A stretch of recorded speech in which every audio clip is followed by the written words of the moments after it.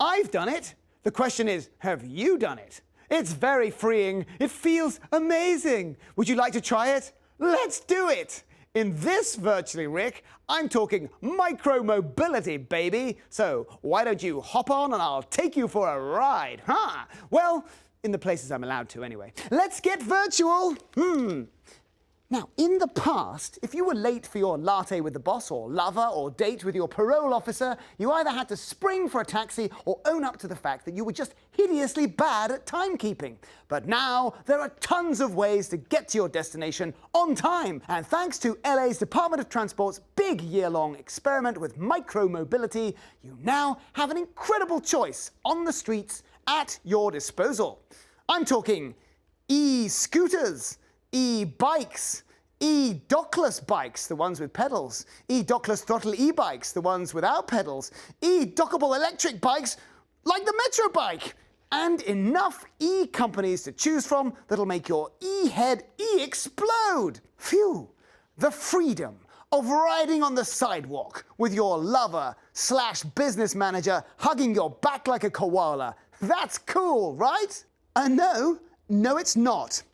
Well, okay then, Rick, but what are the rules and laws of e-scooter land? Honestly, pretty confusing. But if we just stick to LA.'s website, well, it's simple.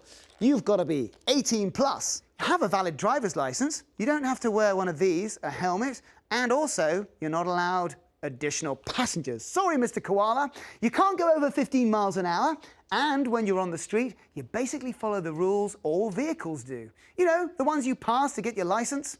You mustn't, granny, do it on the sidewalk, as that's enforced by the LAPD, presumably the E-LAPD, although the LA.bike blog says it's okay to ride a bicycle on the sidewalk of the city of Los Angeles unless it's done with a willful and wanton disregard for the safety of persons or property. But that's bikes, not scooters. Oh, my brain hurts. Back to e-scooters. Don't park it in the wrong place or LA Sanitation will take it away, which sounds a bit costly on the old credit card. And if that happens, that's probably the first time you've even seen your e-scooter's terms and conditions.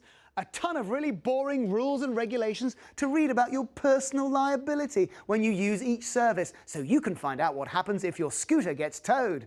But thankfully, they've made it easy for each of us to be blissfully nonchalant and just click an agree button, so we don't have to worry about understanding them until something really bad happens, which it won't, right? Well, wrong. Because according to a report from UCLA researchers, that whole "you don't have to wear a helmet" thing is probably not the most sensible of ideas, with fractures and head injuries the most common when it comes to e-scooter collisions, 80% of which are falls, and 11% are collisions made by the riders smashing into objects. Read things that don't move and you didn't see because you'd had 2 beers. Think I'm joking? 5% of those researched were intoxicated, and only 4% of all those injured whilst on e-scooters in the survey wore helmets. Ah, Darwin, maybe you were right all along.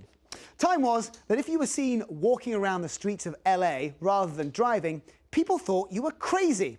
But I think from now on, that's probably the safest way to travel. Unless, of course, someone hits you with a scooter.